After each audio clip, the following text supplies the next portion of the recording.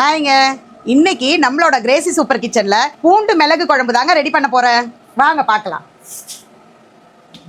இன்னைக்கு டிஸ்பேச் பண்றதுக்காக செஞ்சிட்டு இருக்கேங்க. நம்மளோட பூண்டு மிளகு குழம்புல ஒன் அண்ட் ஒன்லி நல்லெண்ணெய் தாங்க.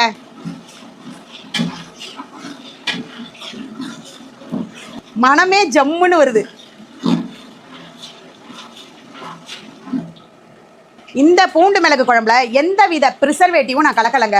ஒன் அண்ட் ஒன்லி ஆர்கானிக் தாங்க.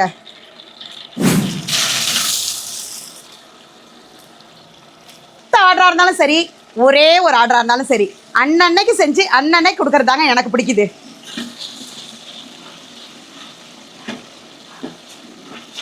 குழம்பெல்லாம் நான் நைட்டு கரெக்டாக ஒரு 3 மணிக்கு எப்பயுமே வச்சேன்னா காலையில் அது ஆறிடுங்க. கரெக்டாக ஆறும் பொழுது அதை பேக் பண்ணி உடனே டிஸ்பேச் நான் பண்ணிவிடுவேன். அதே போல் அந்த நைட் டைமில் வீடியோ எடுக்கிறதுக்கு கஷ்டமாக இருக்குது. அதனால் 7-8 தடவை நான் செஞ்சு டிஸ்பேச் பண்ணிட்டேன். அதில் குழம்பு வைக்கிற வீடியோ நான் காட்டலை, ஆனால் பேக்கிங் வீடியோ உங்ககிட்ட காமிச்சிருக்கேன். சரி, இன்றைக்கி உங்ககிட்ட காமிக்கலாமே அப்படின்ட்டு இந்த வீடியோ போஸ்ட் பண்ணுறேங்க. இவ்வளோ நேரம் வதக்கிட்டு இருக்கேங்க இந்த பூண்டை.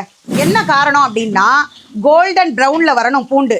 நீங்கள் வீட்டில் ஒரு டைம் நீங்கள் செஞ்சு பாருங்கள். செய்ய முடியாதவங்க இந்த அக்கா கிட்ட வாங்கிக்கோங்க. இந்த பாருங்க, இந்த பூண்டு எந்த அளவுக்கு இந்த கோல்டன் ப்ரௌனாக வருது பாருங்க.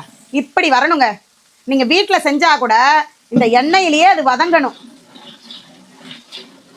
அப்போ தான் சீக்கிரம் கெட்டு போகாமல் இருக்கும். வதங்கிறதுல தாங்க இருக்குது விஷயமே.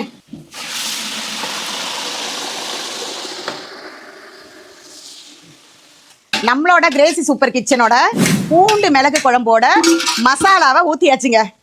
உடனே கிண்டிடணுங்க, இல்லைன்னா இவன் அவ்வளோதான். இதுலேருந்து கிண்டிகிட்டு இருக்கணும். உங்களுக்கும் நம்மளோட பூண்டு மிளகு குழம்பு வேணும்னு நினைக்கிறவங்க வெப்சைட்லேயும் ஆர்டர் போட்டுக்கலாம். கீழே தெரிகிற வாட்ஸ்அப் நம்பர்லேயும் நீங்கள் போய் ஆர்டர் போட்டுக்கலாம்.